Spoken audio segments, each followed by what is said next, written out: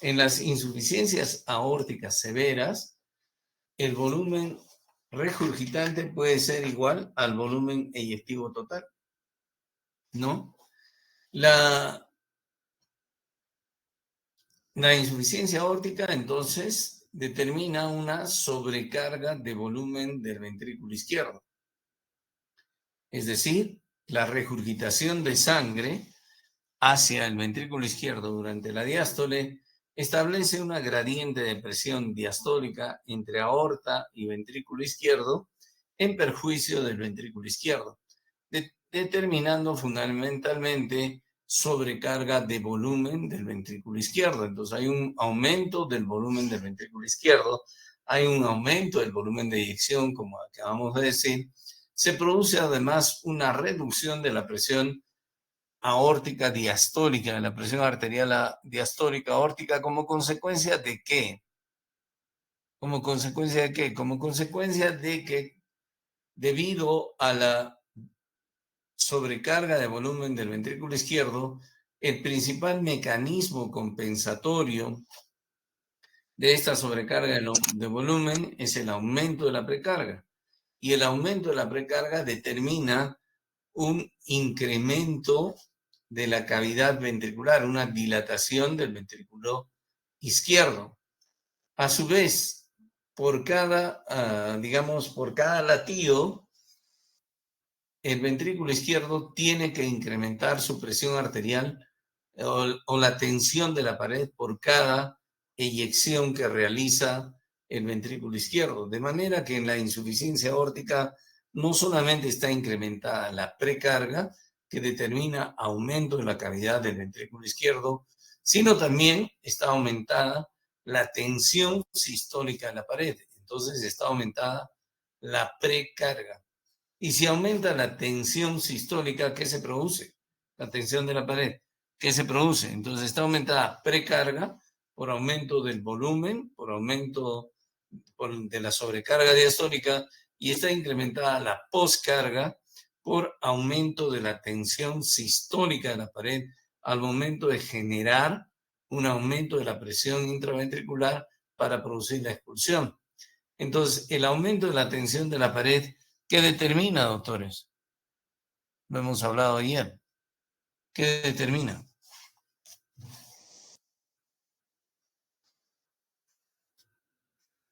¿Aló? ¿Están ahí? ¿No hay nadie? ¿No hay nadie? Ok, entonces vamos por Sí, dictada la doctor. clase. ¿Ah? Buenas tardes, doctor. Buenas Sí, tardes. estamos, doctor. ¿Qué determina? ¿El aumento de la tensión de la pared? Un aumento de la presión de fin de diástole. ¿Un aumento, perdón? Un aumento tal vez, doctor, de la presión de fin de diástole. No. No hay un aumento de la presión de fin de diástole por aumento de la precarga, por aumento del volumen. El aumento de la tensión sistólica de la pared, ¿qué produce? ¿Cómo reacciona el ventrículo izquierdo frente a eso? Con hipertrofia, doctor. Eso, con hipertrofia ventricular, por lo que hemos dicho ayer, por la ley de Laplace. Entonces se produce lo que se llama una hipertrofia excéntrica. Hay un aumento de la distensibilidad del ventrículo izquierdo y hay un aumento de la masa del ventrículo izquierdo, lo que le permite al ventrículo izquierdo eyectar una mayor cantidad de volumen. Entonces, en la insuficiencia aórtica hay, como dice aquí, un incremento de la presión de fin de diástole y un incremento de la presión sistólica. Un incremento de la presión sistólica. Por lo tanto, hay aumento de la pre y hay aumento de la poscarga. Por lo tanto, hay aumento de la cavidad ventricular izquierda, pero también hay aumento de la masa del ventrículo izquierdo. Se produce hipertrofia ventricular izquierda. Y se produce lo que se llama hipertrofia excéntrica. Además, se produce un aumento de la distensibilidad del ventrículo izquierdo. Esto le permite al ventrículo izquierdo reducir las presiones de fin de diástole hasta etapas avanzadas de la enfermedad. y además el aumento de la masa ventricular izquierda, el aumento de la subdistensibilidad también le permite expulsar mayor cantidad de sangre, de modo que el volumen de eyección y la fracción de eyección del ventrículo izquierdo están incrementadas en la insuficiencia aórtica. De esta forma, pequeñas reducciones de la fracción de eyección ya significan cierto grado de disfunción ventricular izquierda. Y de esta forma, el paciente con insuficiencia aórtica crónica que desarrolla falla cardíaca ya se sabe que también está en etapas avanzadas de su enfermedad. El aumento de la masa, de la hipertrofia del ventrículo izquierdo, el aumento de la masa del ventrículo izquierdo, el aumento de la tensión de la pared, el aumento de la presión de fin de diástole, nos produce un incremento del consumo miocárdico de oxígeno. Entonces, el paciente con insuficiencia aórtica mantiene su gasto cardíaco hasta etapas avanzadas de la enfermedad, en donde cuando empieza a caer, recién comienza a presentar caída de la fracción de eyección y además presenta un incremento del consumo miocárdico de oxígeno. Presenta un incremento del consumo miocárdico de oxígeno, lo que lo predispone a isquemia miocárdica.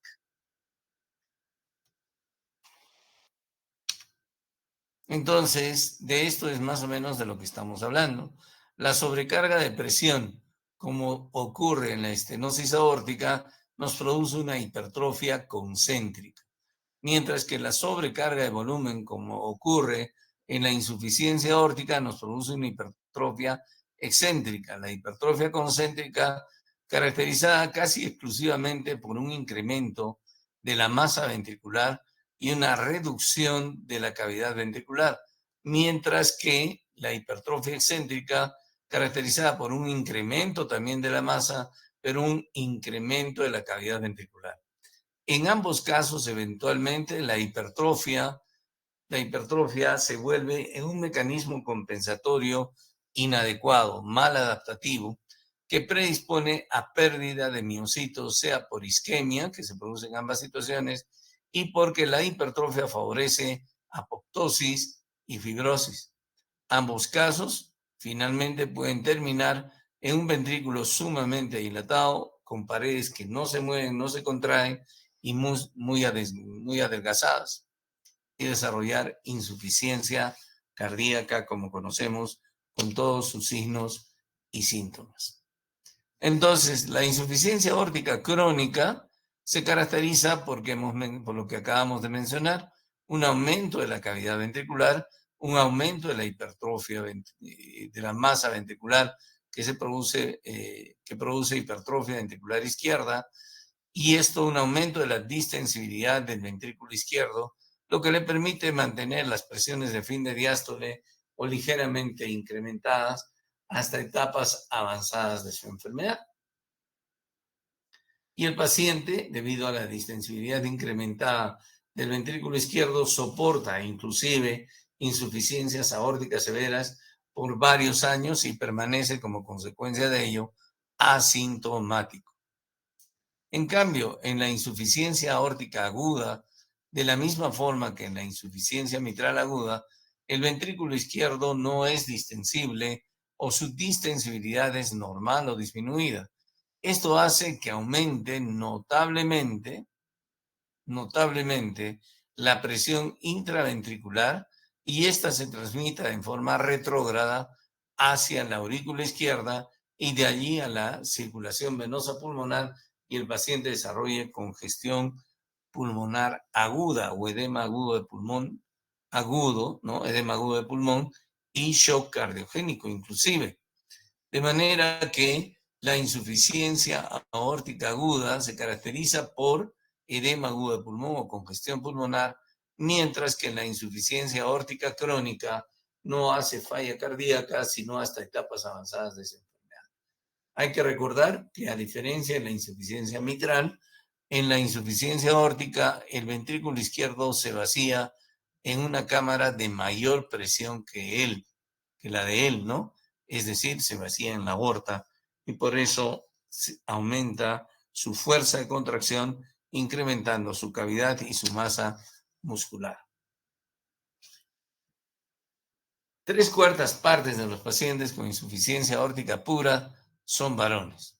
Acabamos de decir que la insuficiencia aórtica se caracteriza por edema agudo de pulmón o por shock cardiogénico, mientras que la insuficiencia aórtica crónica tiene un periodo de latencia asintomático prolongado debido a lo que acabamos de mencionar. Sin embargo, algunos pacientes, aunque no presenten disnea todavía, se pueden quejar de manifestaciones caracterizadas, por ejemplo, por palpitaciones molestas, es decir, sentir el latido, sobre todo en situaciones de estrés emocional, ¿no?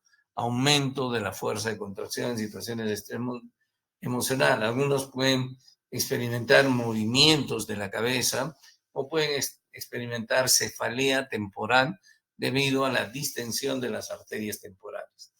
Algunos también pueden experimentar disnea o fatiga debido al gasto cardíaco reducido, y la angina también es un, fenómeno esperable en la insuficiencia aórtica, aunque no necesariamente es una angina de esfuerzo. Puede presentarse en la noche, la angina nocturna, y a veces es difícil de que respondan al uso de nitratos. Cuando el paciente desarrolla insuficiencia cardíaca global o todas las manifestaciones de insuficiencia cardíaca que ya conocemos, ya debemos asumir que el paciente se encuentra en etapas avanzadas de su enfermedad. Entonces, síntomas, los más comunes son las palpitaciones, ¿no? Pulsaciones prominentes, dolor precordial atípico, angina nocturna, como hemos mencionado, y cefalea temporal por distensión de las arterias temporales. Algunas manifestaciones clínicas dentro de la exploración física son características de la insuficiencia aórtica, y además la insuficiencia aórtica está llena de signos. Es una patología en la cual debemos buscar una serie de signos que incluso hasta la fecha conservan su epónimo, ¿no? Uno de ellos es el pulso Sela, el pulso Saltón o tipo Corrigan, o la famosa danza arterial. La tensión arterial diastólica suele ser baja y hay más bien hipertensión sistólica. La tensión arterial diastólica baja debido a la distensibilidad del ventrículo izquierdo, que reduce la presión de fin de diástole a nivel cardíaco. Entonces, tenemos una presión de pulso, una presión diferencial amplia. A veces, incluso cuando se toma la presión arterial con el estetoscopio, se pueden escuchar los latidos hasta el final, hasta 0. Y entonces, en esos casos se suele tomar la cuarta fase de Korokov, que es la que correlaciona con la presión arterial diastólica bastante bien en estos pacientes. El signo de Muset, que consiste en los movimientos involuntarios de la cabeza, rítmicos, con el latido cardíaco. El signo de Müller, que son los movimientos rítmicos de la úvula. El signo de Quinqué, caracterizado por pulso capilar, el cual también se puede verificar en el fondo de ojo. La maniobra de Lian, que consiste en que, estando echado el paciente, uno le toma el pulso y trata de sentir el pulso radial con la palma de la mano, y ahí se puede sentir el ascenso y posteriormente el colapso de la arteria, ¿no? El choque de punta, cuando yo le palpo el choque de punta del paciente, está desplazado hacia abajo y hacia la izquierda, y hay un impulso ventricular izquierdo hiperdinámico. Y hablamos del signo de Muset, signo de Müller, el signo de Rosenbaum, por ejemplo, una pulsación del hígado, el signo de Gerhardt, pulsación del vaso, signo de Quinqué, acabo de mencionarles, el signo de Eurosies, que es un soplo en vaivén que uno puede escuchar al comprimir la arteria femoral con la membrana del estetoscopio. Y el signo del pistoletazo, que también, el signo de Traube, que es un signo de pistoletazo, ¿no? Al auscultar la arteria femoral. Como ven ustedes, existen una serie de signos. Rica es la insuficiencia aórtica en signos. para poder expandir nuestra semiología. Si yo ausculto al paciente, el primer ruido cardíaco suele ser normal, el segundo ruido cardíaco está disminuido o no se escucha, y después de este podemos escuchar, un soplo diastólico, ¿no? En decrescendo. Si este soplo diastólico es holodiastólico, asumimos que la insuficiencia aórtica es severa, porque abarca toda la diástole. No interesa tanto la intensidad del soplo, sino la duración. Si abarca toda la diástole, la insuficiencia aórtica es severa. En la insuficiencia aórtica aguda podemos encontrar un cuarto ruido, y en la insuficiencia aórtica crónica, severa, grave, con falla cardíaca, podemos encontrar un tercer ruido. El soplo de la insuficiencia aórtica aguda suele ser más bien protodiastólico, porque las presiones se igualan rápidamente, debido fundamentalmente a que la distensibilidad ventricular izquierda es normal o está disminuida. Inclusive entonces las presiones entre aorta y ventrículo izquierdo se igualan rápidamente y el soplo resulta ser protodiastólico.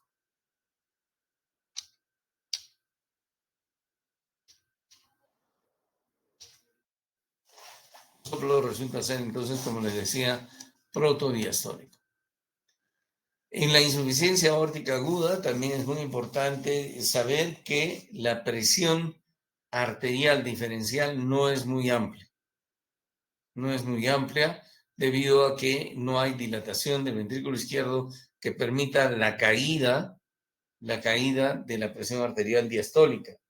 Y por otro lado, en la insuficiencia aórtica crónica, cuando empieza la presión, cuando aumentar la presión de fin de diástole y empieza el cuadro clínico de insuficiencia cardíaca, la presión arterial diastólica también comienza a aumentar, ya que la presión de fin de diástole nunca puede ser inferior a la presión arterial diastólica. Otro soplo que podemos encontrar en la insuficiencia aórtica crónica es el soplo de Austin Flint, o un soplo mesodiastólico de rodamiento, que nos puede hacer pensar que el paciente tiene una estenosis mitral asociada. Característicamente, este soplo desaparece con el uso de vasodilatadores, a diferencia del de la estenosis mitral, que aumenta con el uso de vasodilatadores.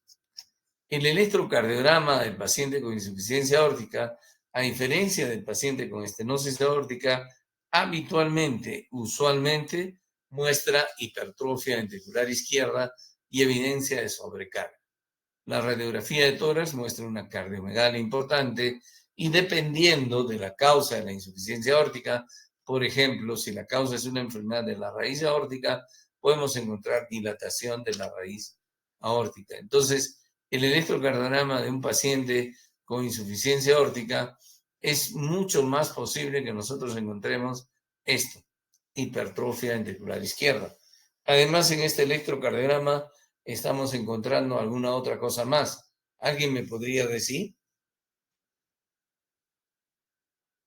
qué cosa más se ve en este electrocardiograma? Aparte de hipertrofia ventricular, observen esas R enormes en B5 y B6, sobrecarga ventricular. ¿Qué otra cosa encontramos? Doctores.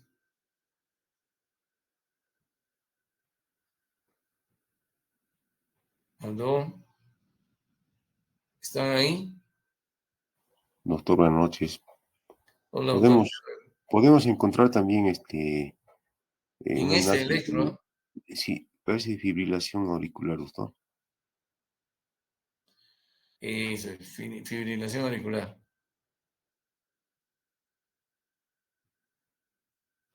Fibrilación auricular. Así es. ¿Por qué?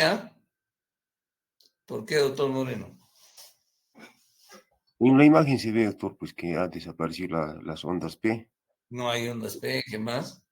Y aparecen las ondas F, ¿no? Bueno, ¿qué más? Los complejos QRS se están repitiendo a intervalos irregulares, ¿no? Observe aquí. Y sí, doctor, exacto. Ya, Hay perfecto. irregularidad Entonces en están los viendo una cortes. fibrilación auricular con hipertrofia ventricular izquierda. La radiografía de tórax nos muestra esto, una gran dilatación del ventrículo izquierdo con la punta desplazada hacia abajo y hacia la izquierda, ¿no? Puede haber congestión o no. La ecocardiografía entonces se convierte en el examen gold estándar para la evaluación diagnóstico de estos pacientes con insuficiencia aórtica. En realidad, el diagnóstico lo podemos hacer con el examen físico. La ecocardiografía nos sirve para establecer una serie de parámetros hemodinámicos, ¿no? Nos da información anatómica, dimensiones aórticas, tamaño del chorro, aleteo de la válvula mitral, el diámetro telediastólico, generalmente más de 60, implica mayor riesgo de insuficiencia cardíaca, y el diámetro telesistólico interesa mucho, sobre todo cuando es mayor de 50, ¿no? Aquí vemos una ecocardiografía, esto es un ecotrans esofágico en donde ustedes ven dilatación de la raíz aórtica que está condicionando insuficiencia aórtica. Esta es una insuficiencia aórtica en un transtorácico, probablemente por un problema valvular puro. Otra vez, otra insuficiencia aórtica. Esta es una insuficiencia aórtica aguda en un paciente con disección de aorta. Observen aquí, este es lo que se llama el flapping, esta la luz falsa y que está condicionando insuficiencia aórtica.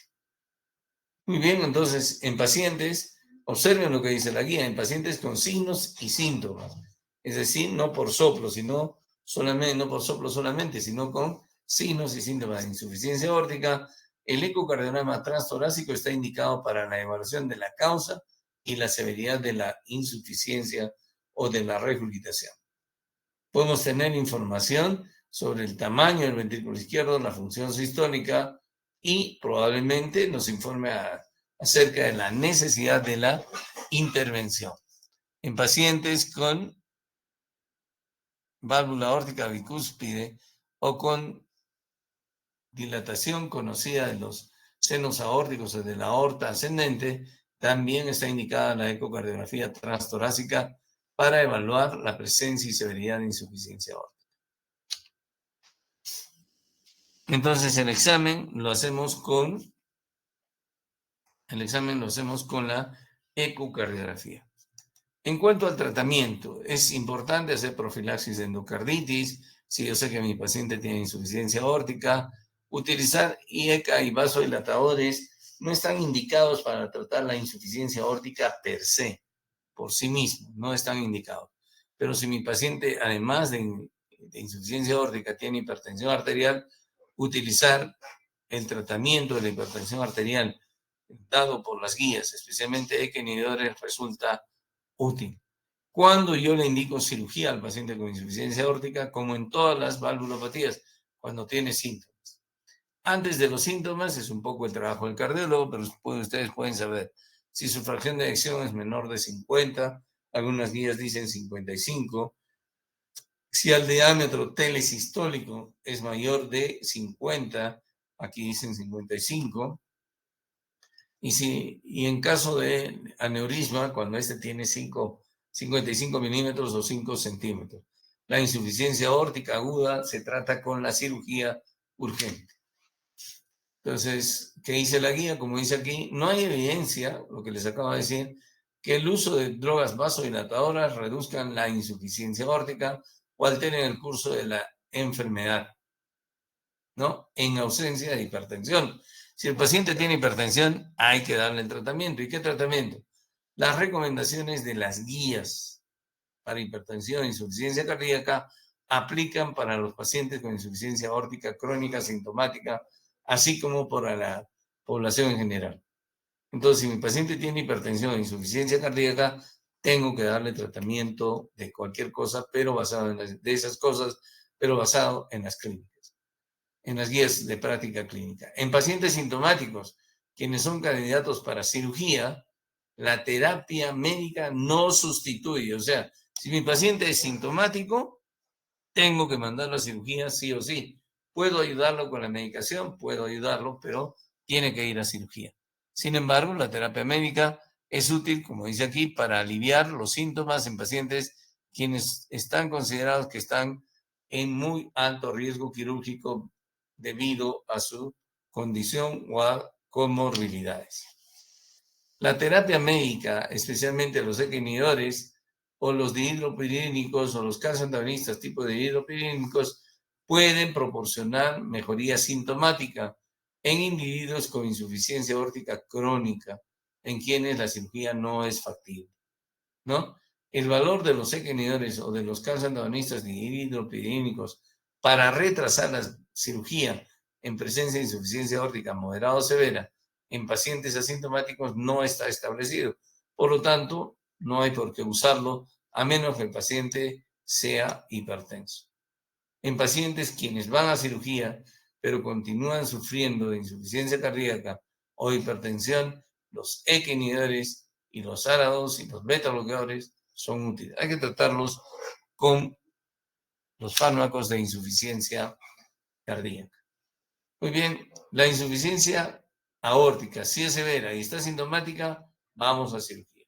Si es asintomática, su fracción de eyección menor de 55, vamos a cirugía.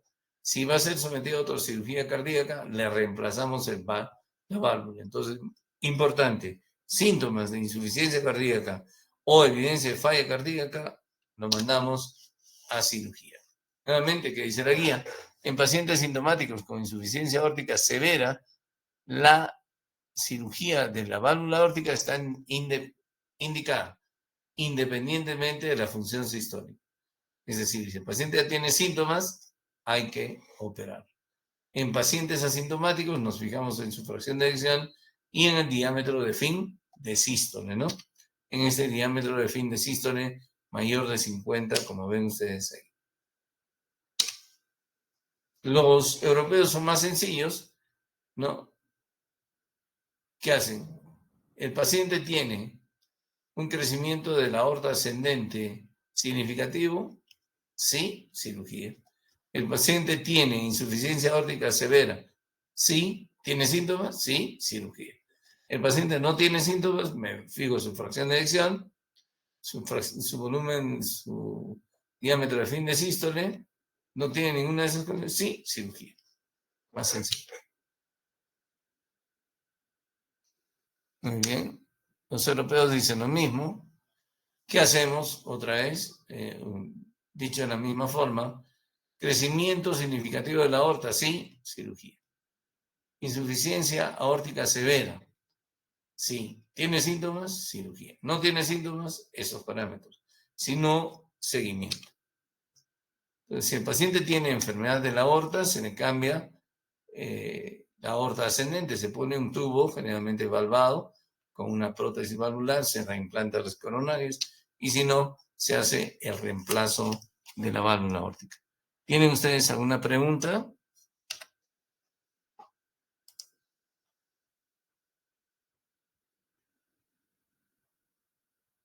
¿Alguna pregunta?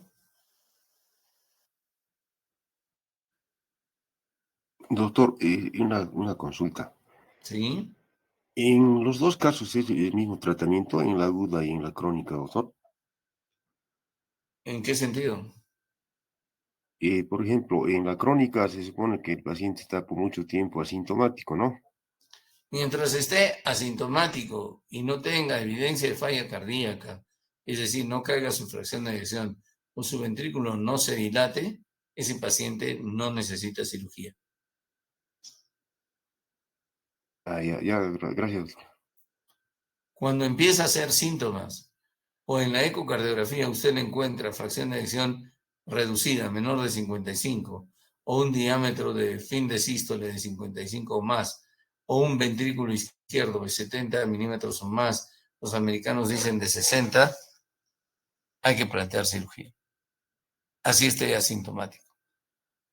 Ahora, si el paciente tiene síntomas y su función está bien, hay que operarlo. Igual, lo que manda son los síntomas. ¿Qué síntomas? Disnea, angina, ¿no? Lo que hemos mencionado. Ya, gracias, doctor. ¿Alguna otra pregunta? ¿No hay ninguna otra pregunta? Ok, nos vemos mañana. Ya vayan pensando en la... Ruth, ¿estás ahí? ¿Dónde estás? ¿Cómo te has ido? Sí, estoy aquí, doctor. Ya tienen que ir pensando en la fecha del segundo parcial. Mañana terminamos esta parte, esta segunda subunidad. Y tienes que averiguarme también cuándo hay que ingresar las notas del primer parcial. Está bien, doctor. De manera que tienen que dar el examen antes de eso, ¿no? Antes de eso, ¿ya? Para no quedar en falta. Está bien, doctor. Muy bien, ya nos vemos. Hasta mañana. Luego, doctor. Hasta Chao. mañana, doctor.